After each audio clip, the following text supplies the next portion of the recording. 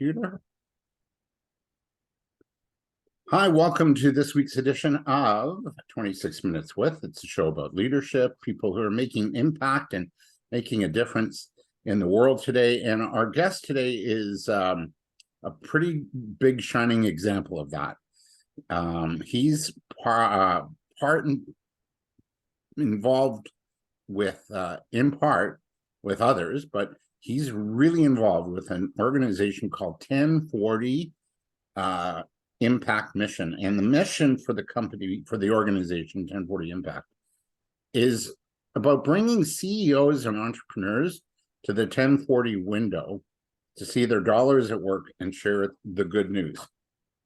Michael Butler is also a publisher of Beyond Publishing, but what we're talking about mostly today is his work with 1040 Impact, and the mission is to rescue kids who are slaves, sex slaves, and have been trafficked.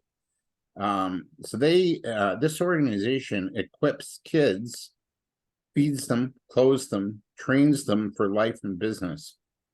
And they're tapped into over 201 churches planted in the last 5 years.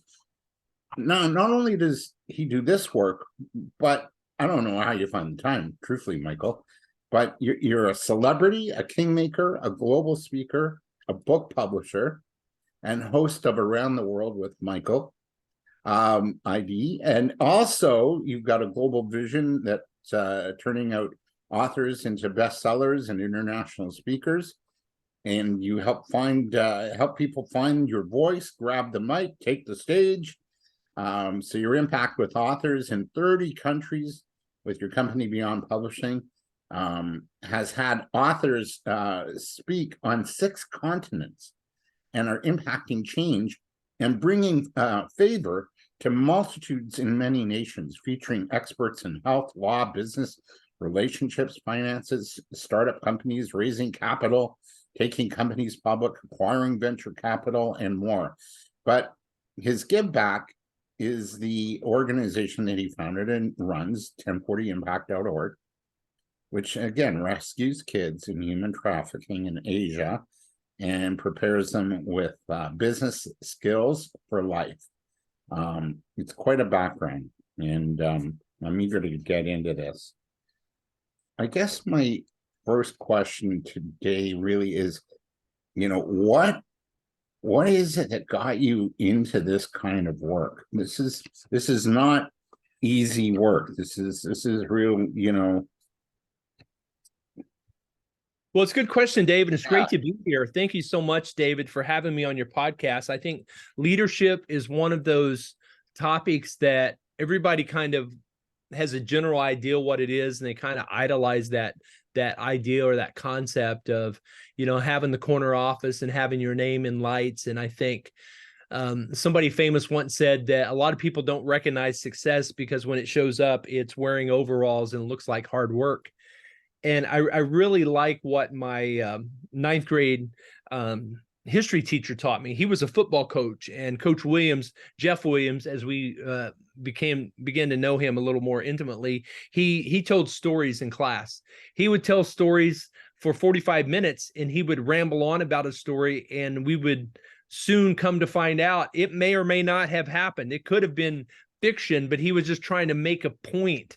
And he was such a phenomenal storyteller that he got us looking at life in a lot of different ways. Growing up on the farm in Oklahoma, in a small town, America, on the beef farm. My dad was raised on a dairy farm, and he had this tremendous work ethic in Oklahoma. And his dad would wake him up every morning at 5 a.m. and he'd have to go out and milk the cows. And David, he said, I want to get a college degree because I don't want to do this the rest of my life. And so leadership for my dad was finding a better path so he could work smarter instead of harder.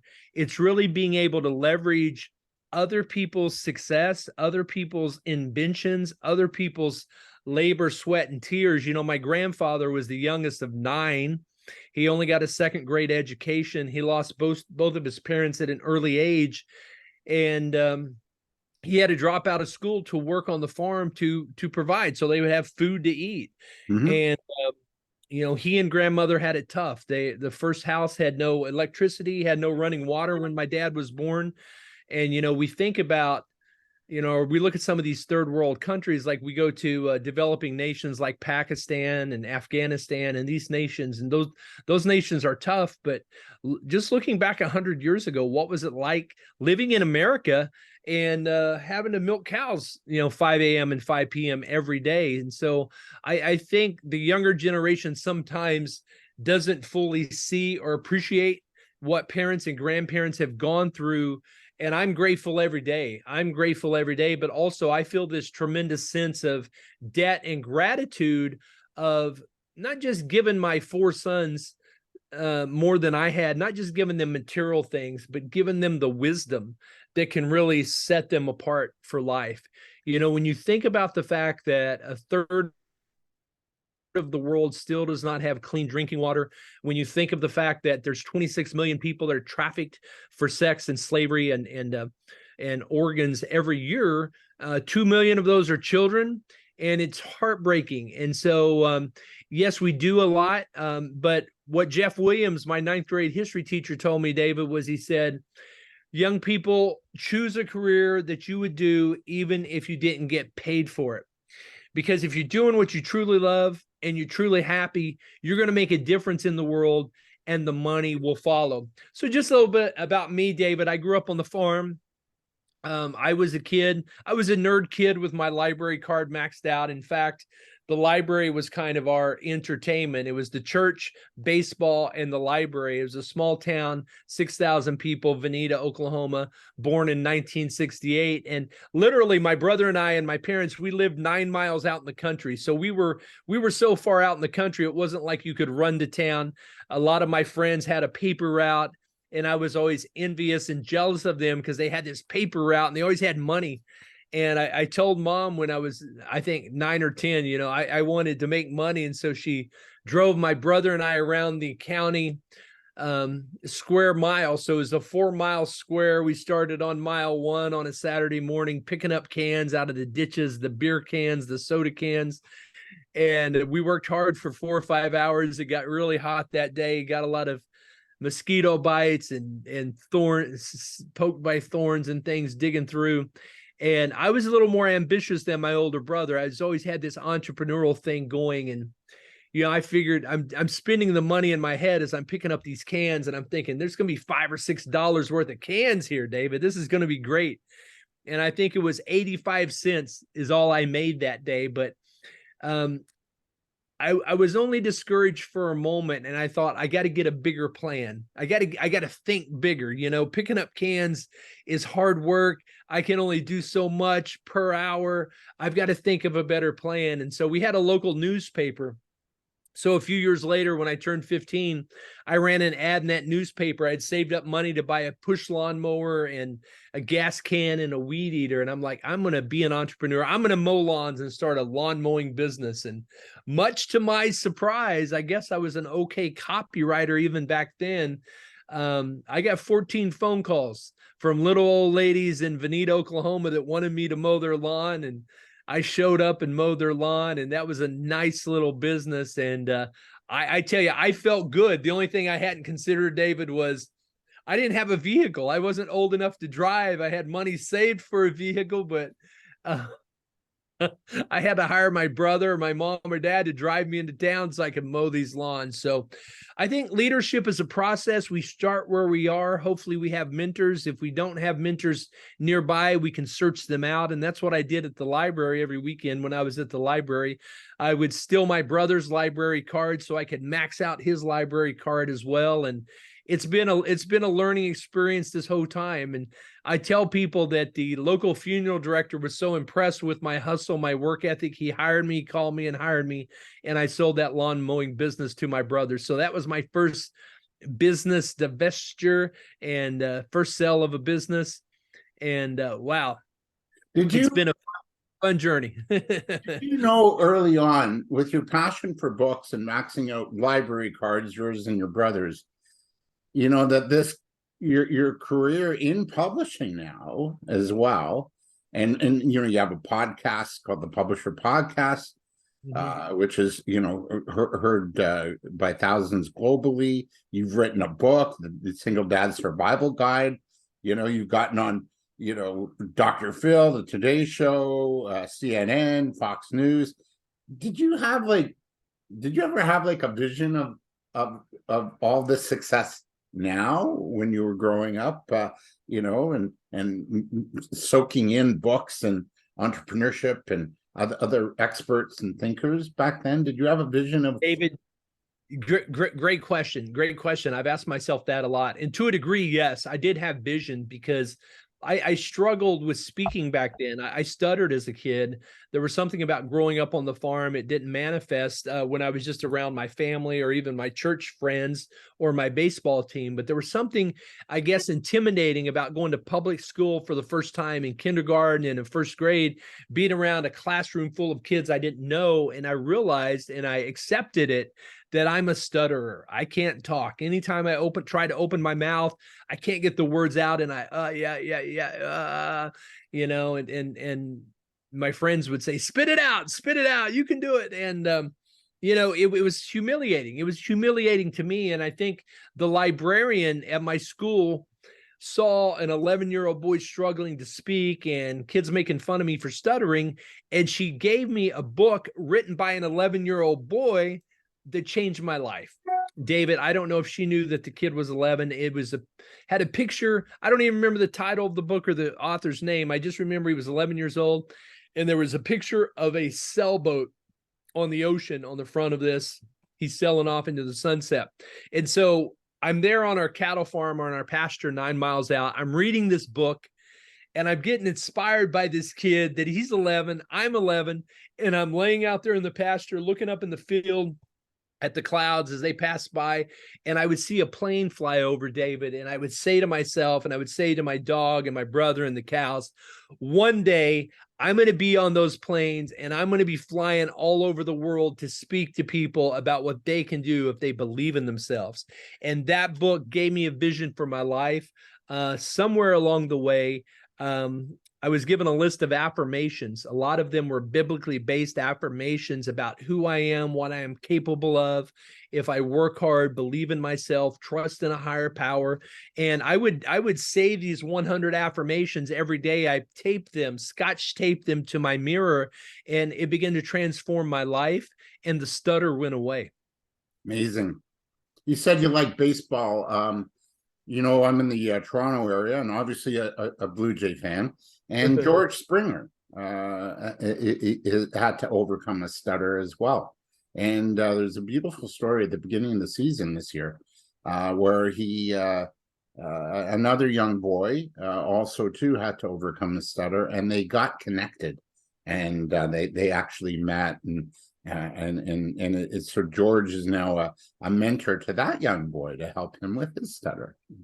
Very, very, very powerful. I think that's powerful. And I think if you look at stutterers throughout history, they normally have a special calling on their life, and they normally will end up overcoming the stutter and becoming great speakers and great orators. I've been able to give 3,000 paid talks in 30 countries in multiple industries over the last 40 years. And so, if you've got a friend or family member that stutters, then encourage them, get them a book, be patient with them. They're going to do great things. And normally it's an attack because the area that they're gifted in is an area.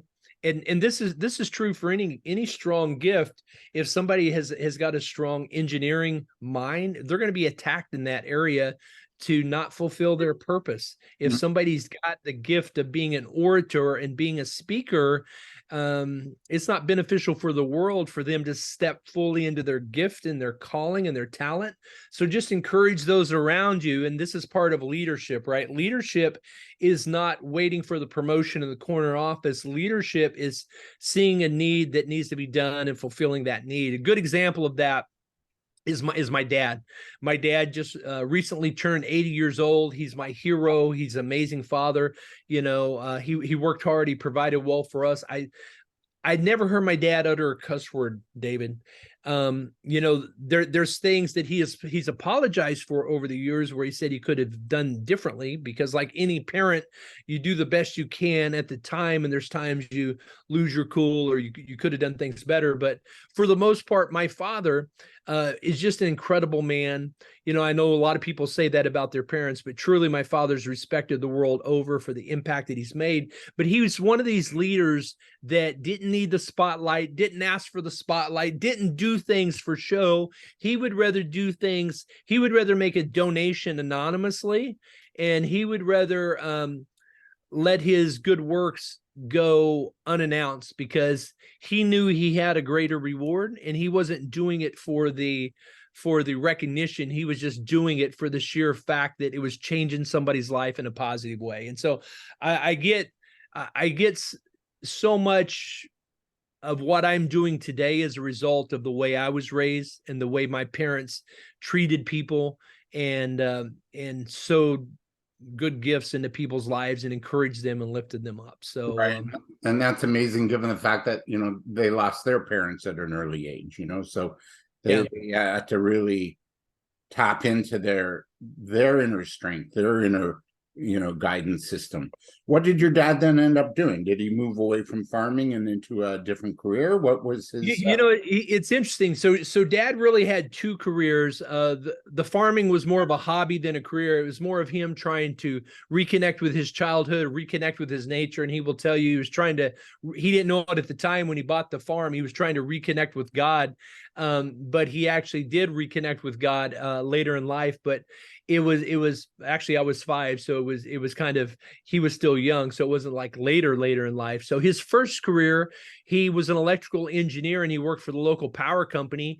He wanted the corporate job where he worked 40 years and get the gold watch. Yeah. And he wanted that job security, for the boomers, the baby boomers. It was all about job security. It was all about going to college, getting a job with a good company, and getting benefits. And I'm so grateful that he and mom took advantage of that. In fact, my mom worked really hard she didn't have a college degree. She barely graduated high school because there was a lot of turmoil in her home. There was a lot of depression. There was a lot of alcohol in her home, and divorces in her home growing up. So fortunately, she married my dad. My dad was racing cars and doing crazy things and wrecking cars. And I know my grandparents prayed a lot for my dad, and he and mom got together. They actually got together on a blind date. Mom was 17 and a half.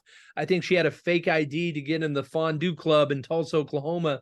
She met my dad on a blind date, and 6 weeks later, and Charlie Daniels was playing. Nobody knew who Charlie Daniels was, and Charlie Daniels was playing the fondue club in Tulsa, Oklahoma, the one that wrote "Devil Went Down to Georgia." Yeah. And I got a chance to thank Charlie Daniels before he passed away, and told him the story of how mom and dad connected when he was playing his music in Tulsa. But I tell you, before my parents found Jesus, I can remember there was a lot of stress and turmoil in my house. I can remember a lot of smoke in my house, people playing poker, drinking beer, and it went from that stress and turmoil. When I'm 5, I'm remembering that I'm in my PJs wanting somebody to tuck me into bed, and a week later is total peace and total calm. They had found the Lord, and it just changed everything in my house. And dad worked for the public utility company for years. He took an early retirement to pastor a church. He grew that church. That church did really well. In fact, as the church grew, he brought me on. I was an ordained minister, which was my first career. And I left the church I was pastoring so I could be an assistant to my dad, and was able to work for him for a number of years before he retired. And so that was a very blessed time, a fruitful time. And then mom, she just always put my brother and I first. The way she did it is she worked at the county treasurer's office, and she negotiated. She was a good negotiator. She said, "I'll come to work for you, but I need summers off," because she wanted summers off to be with her kids as we grew, to take us to baseball practice, to take us to the baseball games, to take us to church camp and all those things. My mom and dad just showed incredible leadership. There's many things that they forwent in their life, that they gave up in their life, so my brother and I could do the things we need to do to make us the leaders and the men we needed to be. Yeah. How did this, you know, accepting, Christ and becoming an ordained, pastor, and your dad in that field. How how has that shaped your work with 1040.org and the work you're doing with, child trafficking? How did, like, do you see a connection between that work and then the work you're doing now with 1040.org? It's kind of interesting, David, that you had asked that with 1040impact.org, and the way that kind of evolved was, I felt a call to ministry when I was 15, and I answered that call and went on to help in the church and do everything I could to help my youth pastor and all those things, and go on to Bible college and seminary, and really felt a strong calling toward pastoral and to missions. And so I did some missions trips when I was young out of the country, and service projects in the summertime and different things. And so when my marriage didn't work out, when I was 33 and the marriage didn't work out, my kids were young. They were 10, 8, 6, and 4 sons. And I could have continued in the ministry, but I realized I needed to make more money, and sometimes in ministries, particularly the early years of ministry, if you're in Oklahoma, where I was serving, Oklahoma, Tennessee, Missouri, the income's not that great. And so I could have stayed in ministry, but I ran across the book, The E-Myth by Michael Gerber. Sure. And maybe you're familiar with that book. I used to do a radio show. I had him on the show twice, actually. Oh, outstanding. That Book, guy, you ask one question of him, he'll go on for 20 minutes. This is why I try to give you a chance to break in here. I try to only go on for 5 minutes and then give you the host a chance. But that book, so I was feeling a strong, just like I'd felt a call to ministry, I felt a strong call to business. And I really sensed that was probably my next step. And as I read the E-Myth, that really confirmed that the marketing mind, the marketing ideas that I was given or that I had developed over the years really made sense. I had incorporated a lot of marketing ideas into ministry. And I think this is where a lot of pastors are either all ministry and they don't think business, and or people are all business minded and they don't see how to blend it with a nonprofit or a faith component. Yes. And I think the most successful pastors and the most successful business people are companies that become mission-driven companies. Mission-driven companies that adopt a nonprofit that are working not just for the bottom line and the payday, but they're actually giving their employees and their shareholders a sense of purpose because there's a mission behind what they're doing. And that's what we found here at Beyond Publishing is 30% of our net income goes to support 1040 Impact, where we rescue girls that have been trafficked.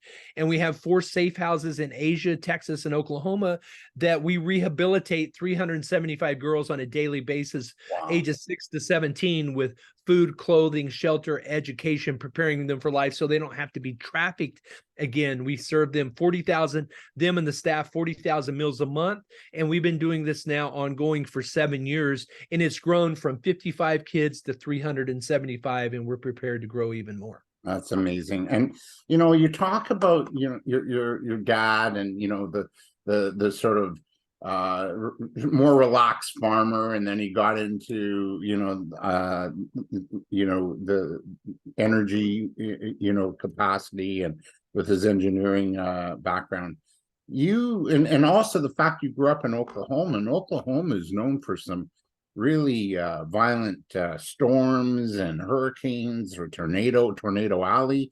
Yeah, we lived right there in Tornado Alley. We saw some stuff. So you had to, like, you not only had to overcome, like, your family had to overcome, a tough childhood on their own, but they had to also overcome the elements, as well. How did that have an impact on you growing as a young man and seeing your parents kind of having to deal with, things outside of themselves that,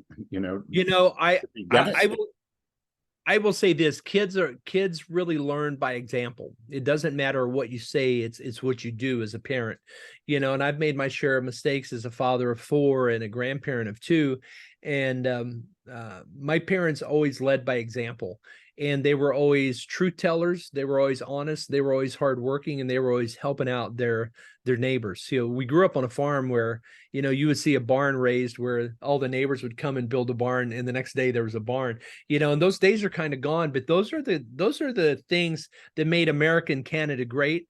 And you probably know people like that, depending on where you grew up. And it's really exciting to see that, because you looked out for your neighbors. If a cow got out, and 2 a.m. in the morning, you would put that cow back in, and then at 7 o'clock, you would go to that farmer's house and say, hey, your cow got out last night. Let me help you repair your fence. You looked out for each other.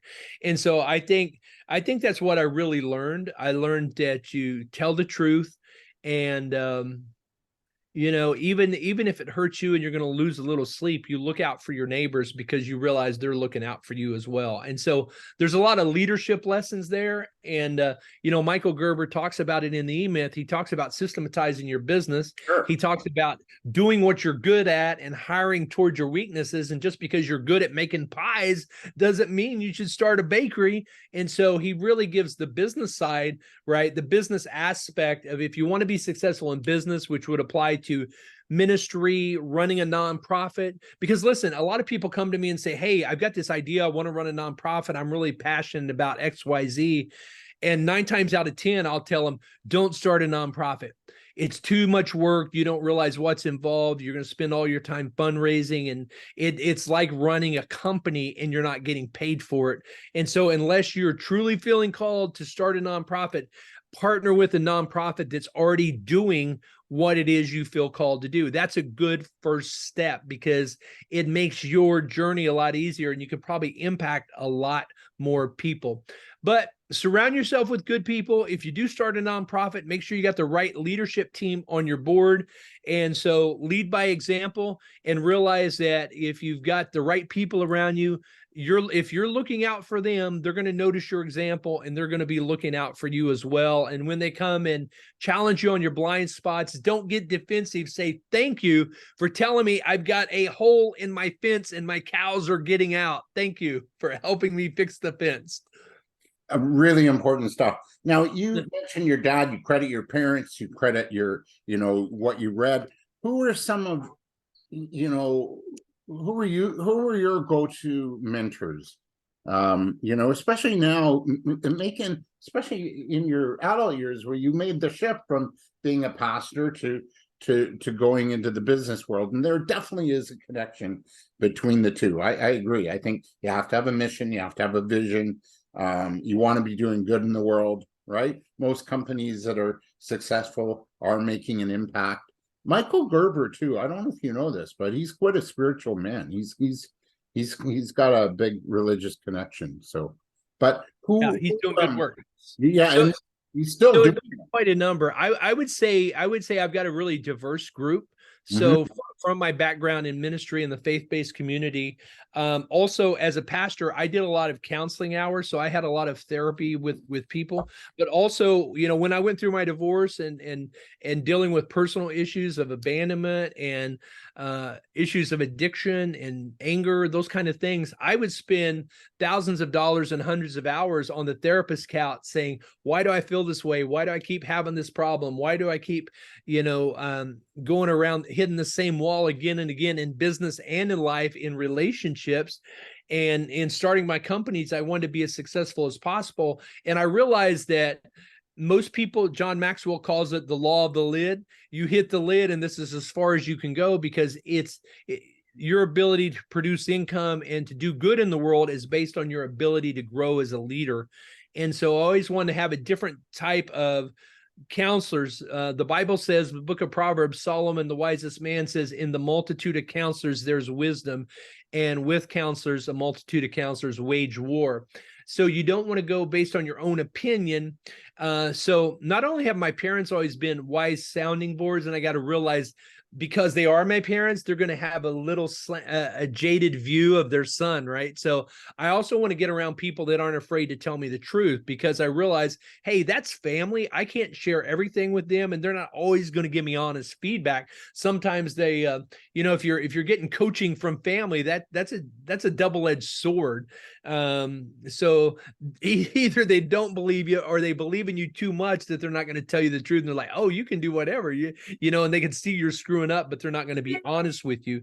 And so I've always tried to get people in the business community, people in the therapy community, and people in the faith community, and then just people that aren't afraid to tell me the truth to my face, whether I'm paying them or not. And believe me, I've spent a lot on coaches and therapists and consultants over the years, because if you want wise advice, you're going to be willing to pay for it. Always check them out. Make sure your board members are not, and your team at your company are not just yes people.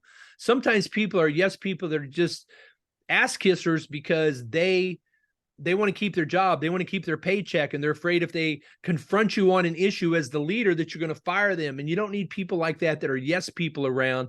You need people that aren't afraid to, save you if you're making a wrong decision as a leader. Yeah. Or if the cow escapes. Yeah.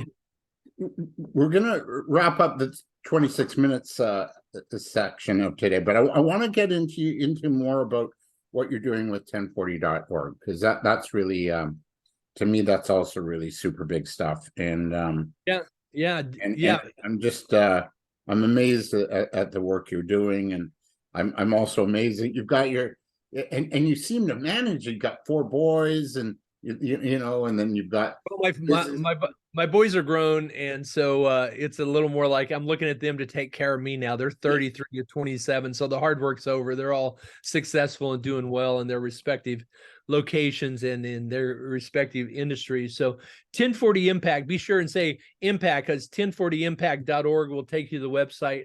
What we're doing there, this started with 55 kids. We got a call from a team on the ground in Pakistan. I've always been very connected to missions and the nonprofits and what's going on in the world. And we got a call about 7 years ago. There was a major arson fire. It was persecution against the Christian community in Pakistan, where it killed about 200 people and left 55 kids orphaned. And very tragic situation there. And it's not like the US and Canada and other countries where they just have a benevolent fund where the government's going to bail you out or cut you a check because, hey, a tragedy happened to you. It's not like FEMA in the US where the hurricane hits and you need money or whatever. These were kids that were orphaned. They were ages 4 to pretty much 14, 15. 55 of them just overnight have no parents and no place to live. And so we got the call. I flew over there to check it out. I had worked with a lot of nonprofits in the past with my ministry background, and I wanted to make sure that if we were going to help them, that it was legit. And so we started supporting them with food. We started supporting them. They were basically living in this gutted out building that had been abandoned because of the fire, this 3-story building. And it was legit. The need was real, and we began supporting, and they were able to paint the walls and clean everything up and turn it into a nice, safe house. Whereas now there's about 125 kids at that location in Lahore, Pakistan, where we've, for the last 7 years, have grown that from 55 kids to 125. And we would get a call that says, hey, there's 14 girls over here in a brothel, ages 6 to 17.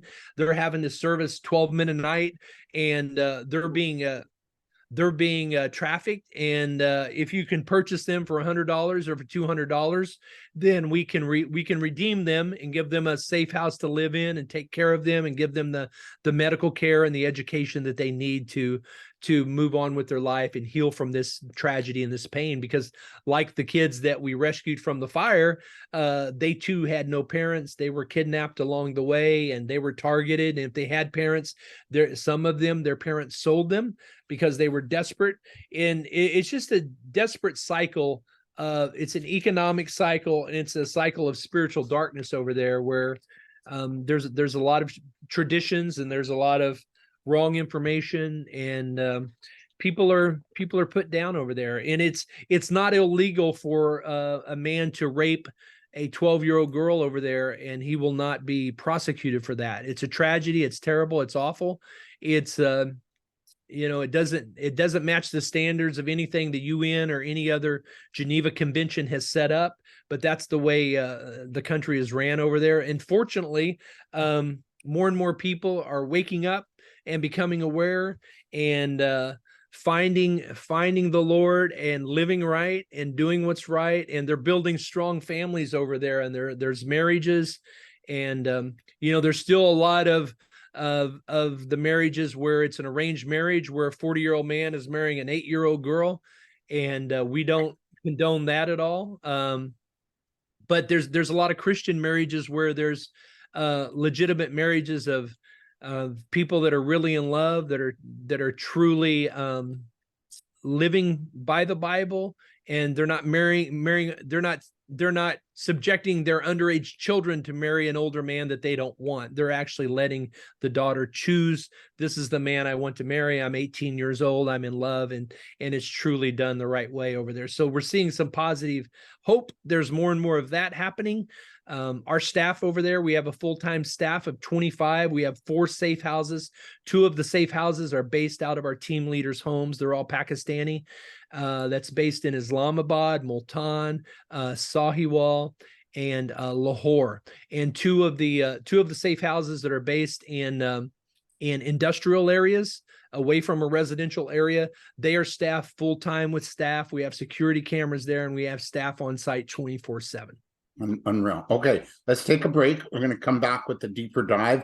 We're with MichaelDButler.com. Well, that's not his last name, but Michael D. Butler, and we're talking about his work, his journey, and 1040impact.org. We're going to talk a bit more about it next as the deeper dive. We get into our deeper dive version of 26 Minutes With. Again, it's a show about impact, leadership, and people who are making a difference on the planet. And I think our guest today is fitting that bill really nicely. We'll be right back.